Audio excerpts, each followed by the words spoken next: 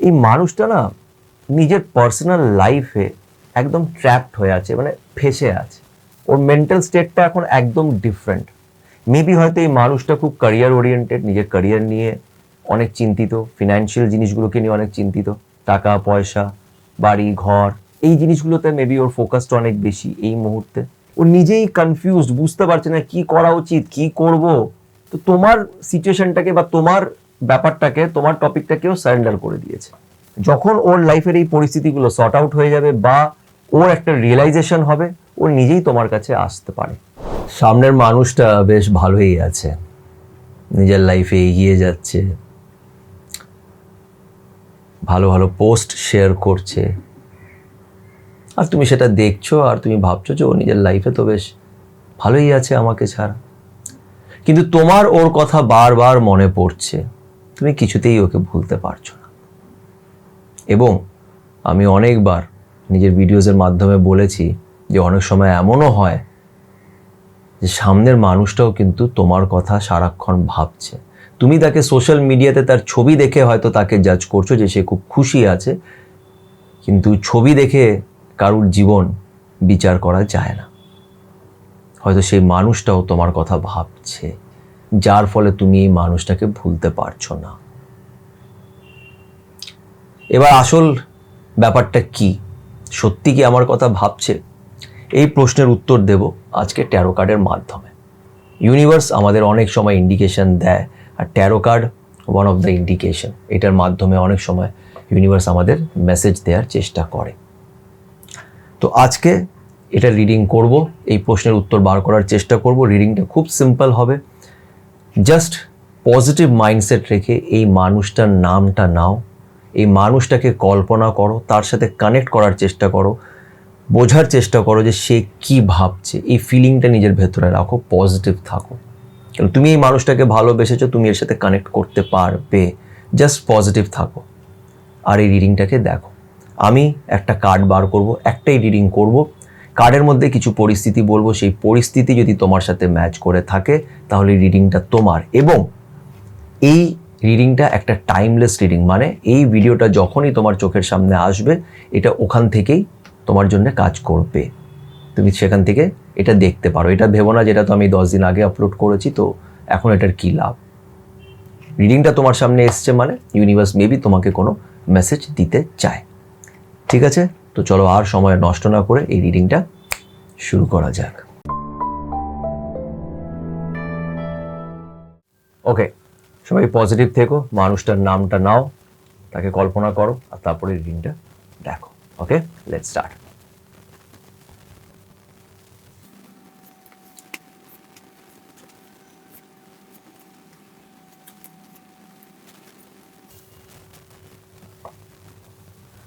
এই কার্ডটা এসছে, সো লেটস সি।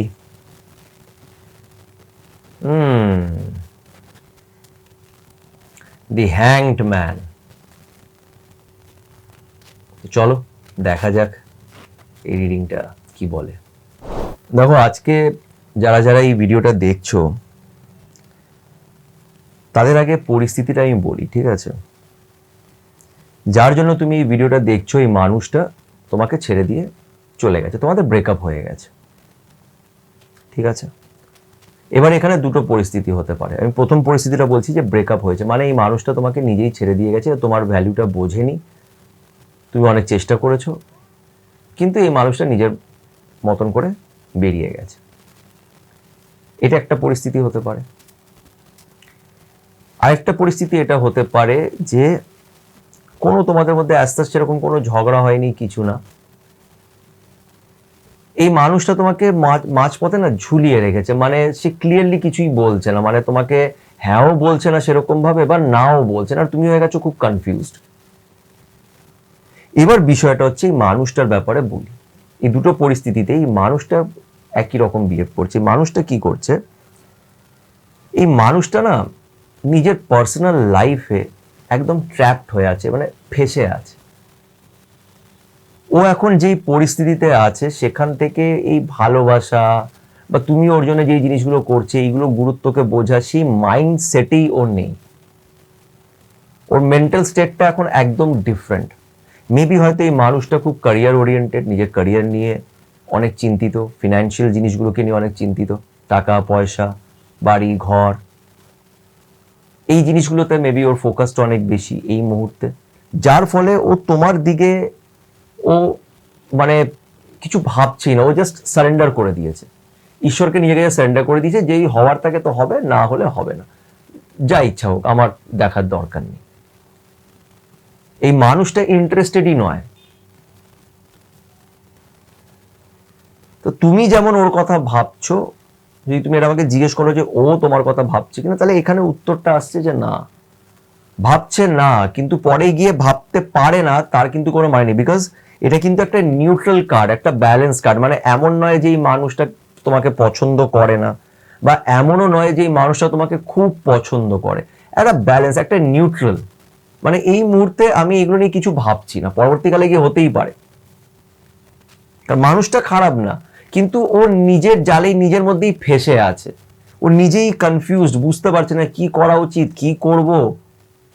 তো তোমার সিচুয়েশনটাকে বা তোমার ব্যাপারটাকে, তোমার টপিকটাকেও সারেন্ডার করে দিয়েছে, যে যা হবে সেটা দেখা যাবে। তো এখানে তোমার কি করা উচিত? দেখো, আমি তোমাকে এইটাই সাজেস্ট করব যে তুমি নিজের থেকে ওর সাথে বেশি কিছু করতে চেও না, বা ওর সাথে কোনো খারাপ ব্যবহারও করো না। ও মেসেজ করলে তুমি ওকে রিপ্লাই করো, ও কথা বললে তুমি ওর সাথে কথা বলো, নর্মাল, দেখো আগে কি হয়। যখন ওর লাইফের এই পরিস্থিতিগুলো সর্ট আউট হয়ে যাবে, বা ওর একটা রিয়েলাইজেশন হবে, ও নিজেই তোমার কাছে আসতে পারে, চান্সেস আছে। কারণ এটা একটা নিউট্রাল কার্ড, এটা কিন্তু সম্পূর্ণ নেগেটিভ নয়, আবার খুব পজিটিভও নয়, একটা ব্যালেন্স কার্ড। এই মুহূর্তেও তোমার কথা ভাবছে না, কিন্তু পরে গিয়ে যে ভাববে না সেটা কিন্তু আমি বলছি না, পরে গিয়ে ভাবতেই পারে। তো এটা হচ্ছে তোমাদের পরিস্থিতি, পজিটিভ থাকো আর তার উপরে বিশ্বাস রাখো। আমি বলবো তুমিও ওর মতন তার উপরে ছেড়ে দাও, সারেন্ডার করে দাও, দেখো উনি কি করেন, যেটা তোমার জন্য ঠিক হবে উনি তোমাকে সেটা এনে দেবে। তুমি তার উপরে বিশ্বাস রাখো, নিজের ভালোবাসার উপরে বিশ্বাস রাখো, এটাই আমি বলবো। কতটা তোমাদের সাথে ম্যাচ করলো আমাকে কমেন্ট করে জানিও। ভিডিওটি ভালো লেগে থাকলে লাইক করো এবং আমার চ্যানেলের সাথে সুমন্তকে অবশ্যই সাবস্ক্রাইব করে নিও। সবাই ভালো থেকো।